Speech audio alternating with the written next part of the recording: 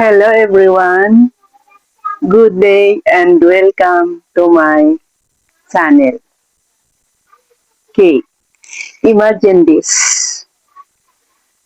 20 years ka na sa abroad bilang isang OFW, pagod, puyat, at malayo pa sa pamilya.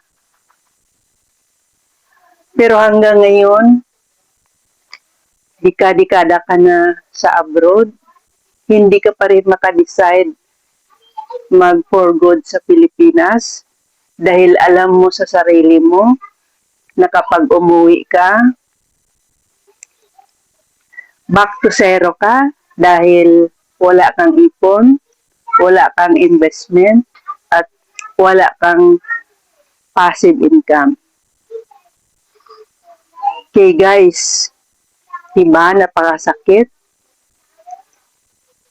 Ang tanong, bakit yung ibang OFW ay yumayaman habang lalong gumagaan ang kanilang pamumuhay?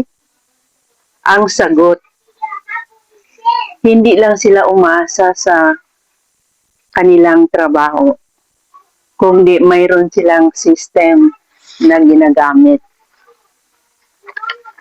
Okay, guys, kung naantig ka sa stronghold na yan, mangyari lang na panoorin mo ang video na ito dahil i-reveal ko ang secret ng mga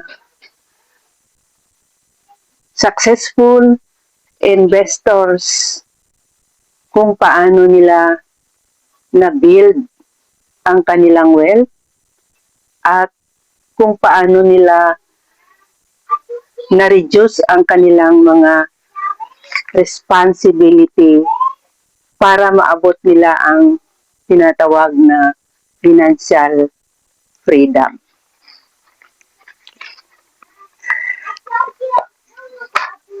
Reality guys, bilang isang OFW, ganito yung kalimitan na nangyari or cycle ng ating buhay. Okay?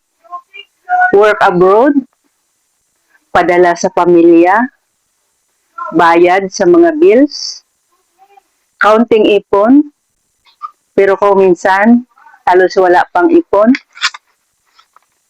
Then, itong cycle na ito is paulit-ulit lang. Okay. At habang tumatagal, tumataas ang income mo bilang isang OFW, pero ang problema, tumataas rin ang gastos mo at ang iyong responsibilities. Mas maraming umaasa, mas maraming bayarin,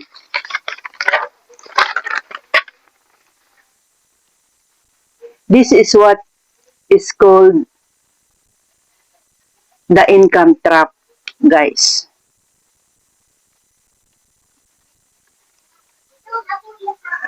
Akala mo, umaangat ka, pero ang reality, ito pala ay natatrap ka or paikot-ikot lang na walang magandang patutunguhan. Ang tanong, paano ka maka-exit sa ganitong situation? Okay. Guys, alam mo ba na kung nasa maling direksyon ang ating buhay, okay, mayroon nga tayong income na malaki or mataas, pero yung ating expenses ay tumataas din. So pag nangyari yung ganon, ibig sabihin walang wealth na mabuild. So you are working harder pero hindi ka umaangat financially. At ito ang delikado, guys. Pag sakaling huminto ka sa pagtatrabaho, siyempre titigil rin ang iyong income. So that's not financially secured. Okay. Ngayon guys, i-introduce ko sa iyo ang isang konsepto na pinopromote ni IMG. At ito yung the X-curve concept. Okay. So according to this concept, mayroon daw tayong dalawang line. So itong blue line na ito yung tatawag natin wealth line. Samantalang itong red line na ito yung tatawag nating responsibility or expenses line. So, in-expect ng ating wealth line habang tatagal, tumataas. At in-expect ng ating responsibility line habang tumatagal is bumababa. Okay. So, tumataas ang income mo. At in-expect na bumababa rin ang mga responsibility mo or ang iyong burden. At pag nangyari yan ay tinatawag nating financial independence. So, hindi mo na kailangang magtrabaho ng tuloy-tuloy, no? Okay. Ang tanong, how Filipino OFW build wealth?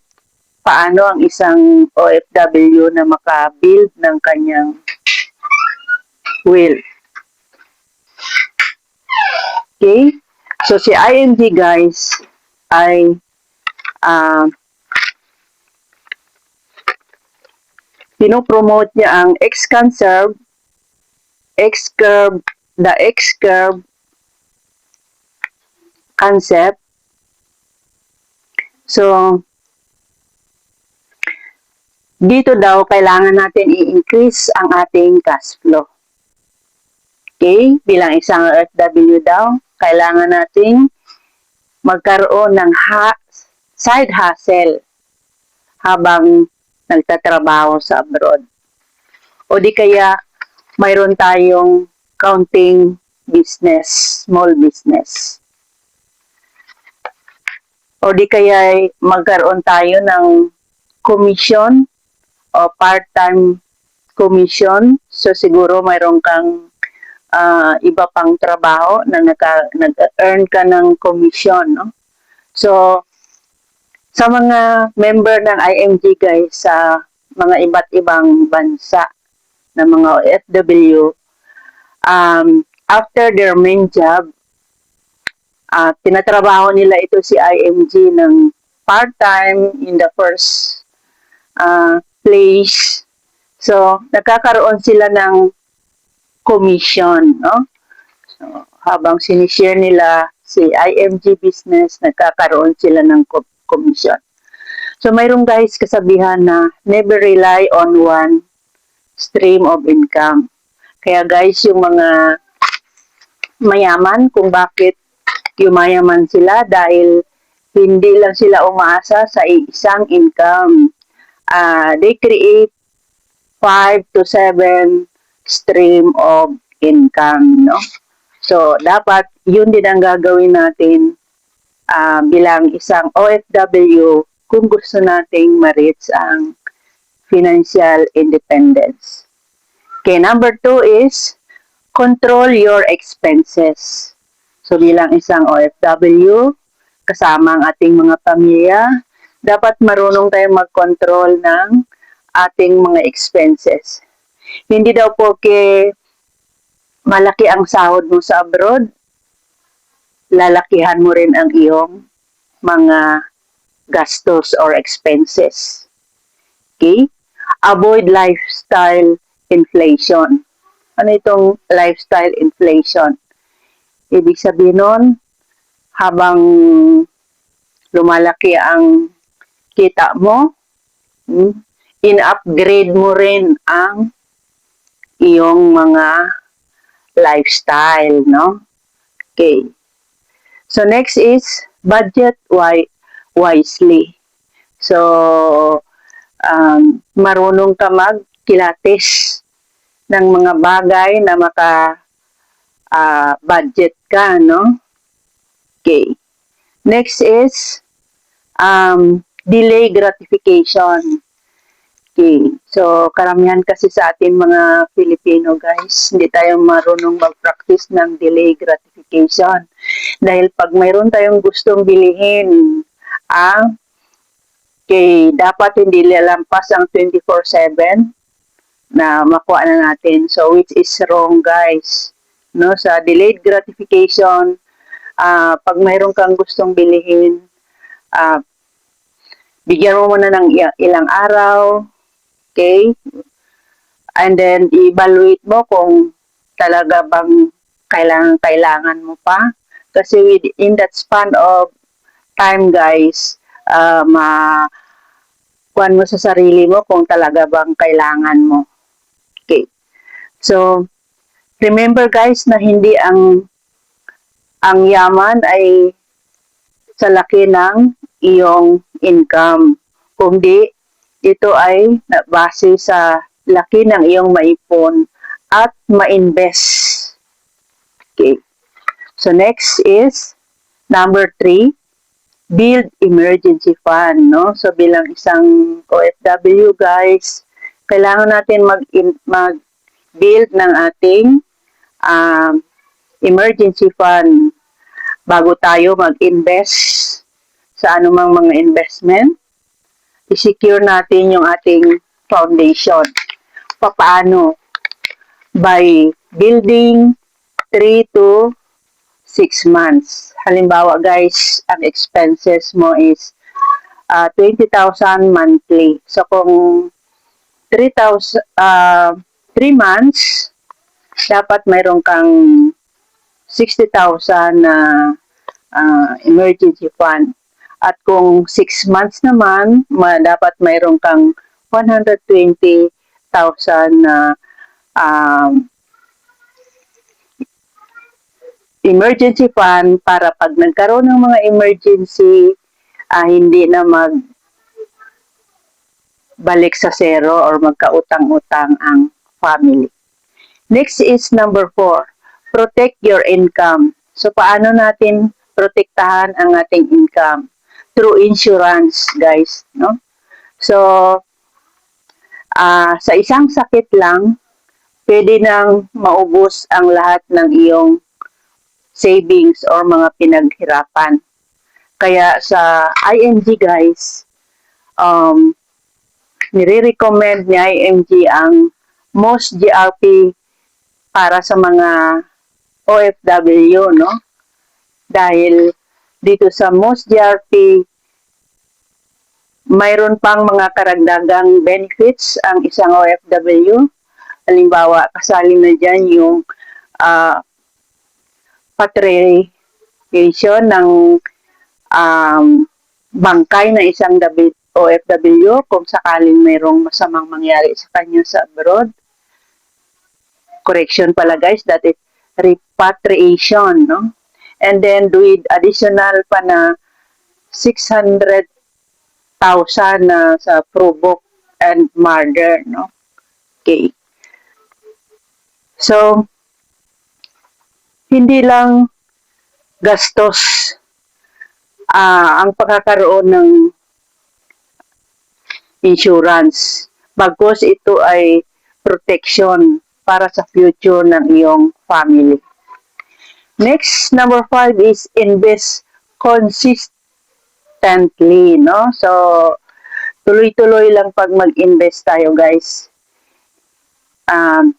ito ang nagpapataas sa ating income. So kung gusto nating tataas yung ating wealth line, dapat consistent lang tayo mag-invest, no?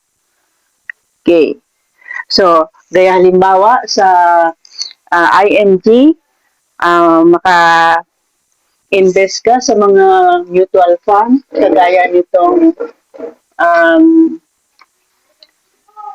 Solvido, Phil Equity, Soldibo Funds, and Atram, and so on, no?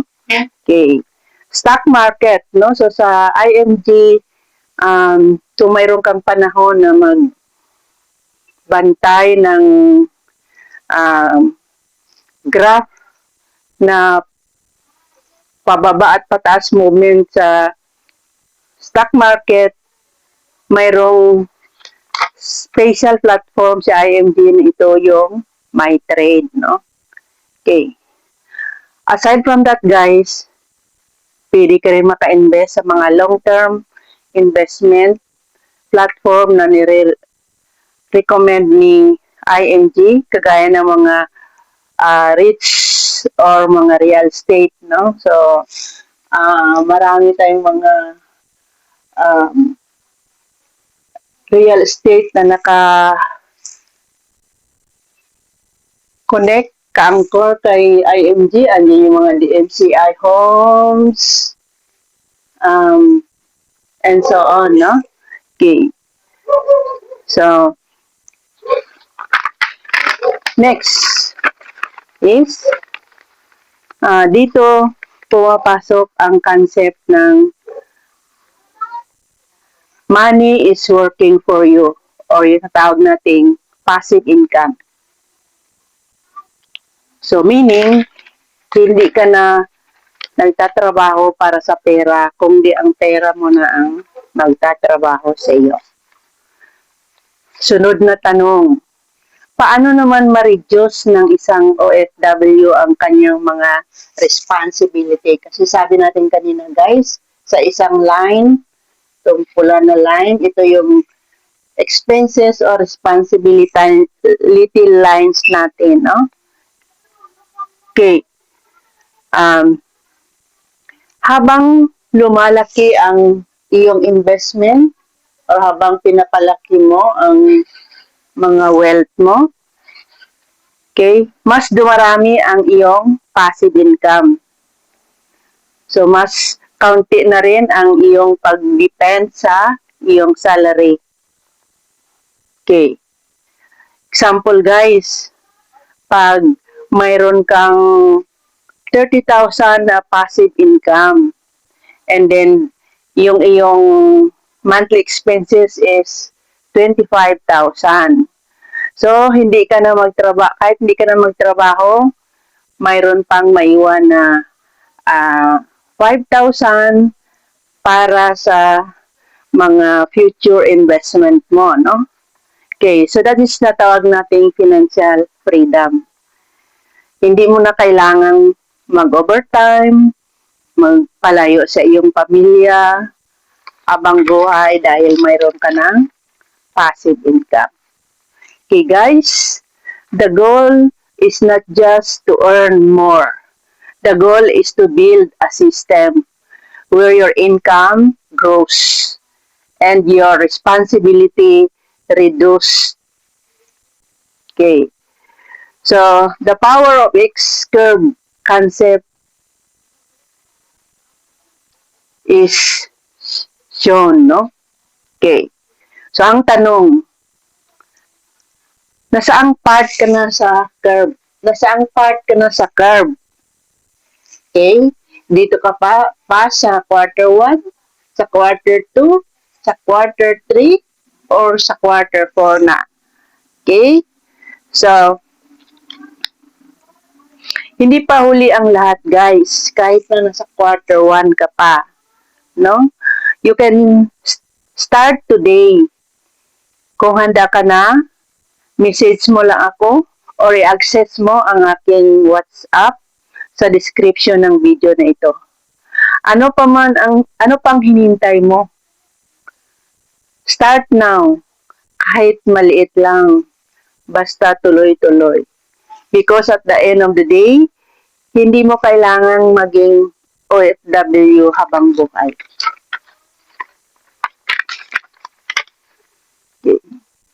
So, you deserve a life where may time ka para sa pamilya, may financial security ka, at may peace of mind ka.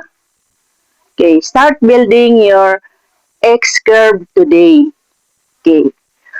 Kung sa palagay mo, marami kang natutunan sa video na ito, maaari lang na i-share sa mga kapwa mong OFW, ipa-subscribe ang channel ko, at i-click ang bell icon para i-notify ka ni YouTube sa mga susunod kong mga videos. No? This is your host, Ma'am Norms, signing off. But don't forget to follow me. Watch my videos so that you can educate financially. Thank you for watching.